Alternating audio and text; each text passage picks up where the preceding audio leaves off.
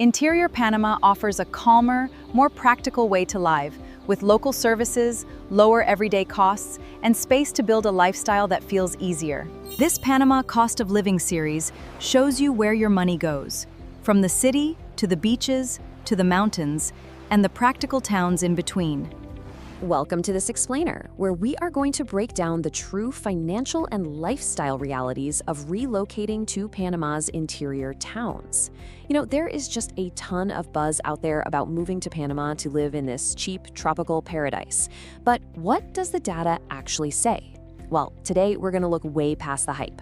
We're going to examine the real on-the-ground costs for rent, groceries, healthcare, transport, and yeah, those sneaky hidden expenses that catch so many people completely off guard. Okay, so here's our roadmap for today's explainer. First, we'll look at the practical cost choice. Second, we'll explore the specific interior towns. Third, we are breaking down those monthly budgets. Fourth, we'll uncover the hidden costs. And finally, number 5, we'll help you figure out if interior living is actually for you. All right, let's dive into section 1, the practical cost choice, or as I like to think of it, escaping the city premium. The immediate financial appeal is absolutely undeniable when we contrast the high-end budget of the capital with the more approachable baseline of an interior town. Just think about it. A couple living carefully in Panama City might spend anywhere from $2,800 to $4,500 a month. But out in an interior town, that same couple can live really comfortably in the $1,900 to $3,200 range. Now, to be clear, this assumes you're renting a modest house or apartment, you've got one car, you're using local services, and you're actively steering clear of a heavy reliance on imported groceries. Still, it's a pretty massive difference in your baseline fixed costs, right? So you might be wondering, where exactly do those savings come from? Well, it's mostly from lower real estate pressure and abandoning luxury convenience in favor of a simpler routine. In the interior, you're far more likely to find ground-level homes, duplexes, and local-style houses where the pricing isn't heavily inflated by international demand. You also save a ton on everyday practical routines. We're talking about basic services that are close enough to use affordably. I mean, think about it. Getting a men's haircut for $8 to $15 or having a home cleaner visit for $25 to $45. It's really all about having access to ordinary daily services without paying that hefty city premium. Moving right along to section 2, exploring the interior towns and finding your geographic fit. Okay, so depending on what you're looking for, your location totally dictates your daily life.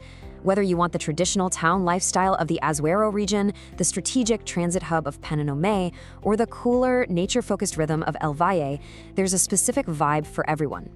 The Azuero Region, featuring spots like Chitre and Las Tablas, gives you this incredibly strong regional identity and a traditional, lower-cost daily rhythm. Chitre is actually a provincial capital, while Las Tablas is a major economic center. Now, if you want central access but refuse to pay capital prices, Pananomé and Antón are your strategic hubs. You aren't remote, but you aren't paying city prices either, and you get amazing access to the beach corridors. Finally, we have El Valle. This is your cool climate option. It sits somewhere between cool climate living and interior town living. It offers stunning natural beauty and cooler air, but as we're going to see in a minute, that nature-focused rhythm comes with entirely different financial realities because of weekend visitor demand. Let's jump into section 3, breaking down monthly budgets. Time to look at the real numbers. For the most part, you can easily secure ground-level homes and duplexes for well under $1,000 in most of these towns. Take Las Tablas, for example. A basic local-style rental there is going to run you between $450 and $700. Chitre and Pananomé hover right around that $500 to $900 range for practical rentals. But whoa, look at El Valle at the bottom there. El Valle definitely commands a premium. Because it's a huge magnet for weekend visitors from the city, second homeowners, and short-term renters, long-term rentals are much harder to find at low prices. They often start around $800 and can easily exceed $1,600 a month. I mean, if a landlord can earn strong income from weekend tourists, they're just way less motivated to offer you a cheap long-term lease. It makes sense, right?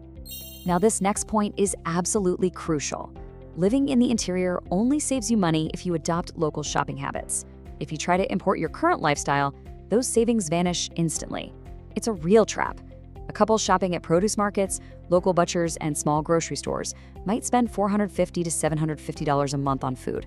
But if you insist on buying imported foods regularly, what we call the imported lifestyle trap, your grocery bill is going to skyrocket to $900 to $1,300 a month. No joke. This is literally one of the biggest differences between interior living and premium city living. Keep your daily routine tied to local systems, and your costs stay entirely in your control. All right, Section 4, beware the hidden costs. Let's uncover the gotchas. $295 to $725. Let that sink in for a second. That is the realistic monthly budget for owning a car in the interior. And honestly, this completely busts the myth of the $50 a month gas budget you might read about online. Out here, car ownership is often an absolute necessity. This budget fully factors in fuel, which alone can run you $120 to $250 for regular driving, plus your insurance, maintenance reserves, registration, and the whole shebang of unexpected repairs. Even if your car is fully paid off, you need to budget for this, honestly. Heat management is another massive variable we have to talk about. Electricity is highly variable in these hot lowland interior towns. A careful household using fans and cross breezes might keep things reasonable, paying around $60 to $90. But if you rent a poorly ventilated house with bad shade and old air conditioning units, you are going to get slapped with a massive premium on your utility bill. We're talking $250 to even $400 a month. So before you sign any lease, you literally have to check the afternoon sun exposure, look at the roof type, check the window screens, and definitely test the efficiency of those AC units. And what about travel? $150 to $400 is the sensible monthly travel reserve you should budget if you live outside the capital but still require regular trips into Panama City. Even a single overnight trip for some shopping, catching an international flight at Tucumán Airport, or handling basic administrative stuff can cost between $150 and $350, and that's before you even buy anything. You have to factor in the fuel, the tolls, the parking, your meals, and maybe even an airport hotel stay. Now, let's talk about health. When it comes to your well-being, just asking if a clinic is nearby simply isn't enough. You have to honestly evaluate your emergency contingencies. Now, interior towns aren't tiny, remote little villages. They definitely have services, but healthcare access really varies. You've got to ask yourself, what kind of clinic is available? What are their actual operating hours? And most importantly, where exactly would I go in a true medical emergency? And how far is the nearest specialist? So while towns like Chitre have really solid clinics, labs, and pharmacies where routine prescriptions and basic labs are highly affordable, any complex medical needs are going to quickly drive up your costs and your travel time. You'll often find yourself making the trip to Santiago or driving all the way into Panama City. Also, and this is big, English-speaking services are pretty scarce in the interior compared to the major expat hubs. If you don't speak Spanish, you're going to pay a premium relying on bilingual intermediaries for your contracts, home repairs, and those medical visits. Honestly, hiring a local Spanish tutor for $10 to $25 an hour is arguably a real game changer. It's one of the smartest relocation expenses you can make to reduce your stress and keep those long-term costs down. We've made it to Section 5. Is interior living for you? Time for the final verdict. So, who is this lifestyle really for? Well, interior living is absolutely fantastic for value-focused residents, retirees, and families who prioritize lower recurring costs and want more physical space, like a nice yard, for their money. It hits the nail on the head for people who are totally comfortable building relationships gradually, who are excited to learn Spanish, and who really don't need a massive, immediate expat scene. It offers a genuine routine: morning errands, local cafes, community. It's about a simpler, practical rhythm rather than luxury convenience. Conversely, interior living is definitely not for everyone. Actually, scratch that. For some people, it would be downright frustrating. If you rely on frequent international travel, that drive to the airport is super time-consuming and adds real cost to your life. If you demand a huge English-speaking social network the second you unpack your bags, you're going to be pretty disappointed. And if you hate the heat, despise driving, or expect to spend your weekends at luxury malls and premium nightlife spots with endless high-end restaurant choices, well, the financial savings here simply won't justify the lifestyle shift for you. Take a moment and really reflect on your true priorities.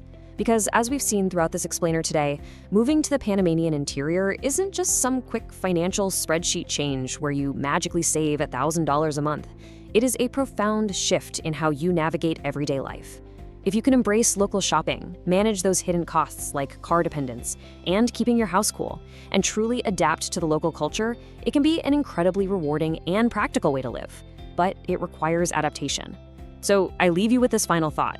Are you chasing a cheap paradise on paper, or are you truly ready to adapt to the rhythms of a genuine local lifestyle? Thank you so much for joining me for this explainer, and keep exploring. Join iGo Panama, the largest community of tourists and expats in Panama, for access to free resources, our private Facebook group, and our verified directory. If you found this helpful, explore more on iGo Panama. Visit and join www.igopanama.com/join. Moving to Panama, but not sure about the costs? In this 6-part series, we break down the real cost of living, so you can choose the region that fits your budget. This is Live Better for Less in Panama.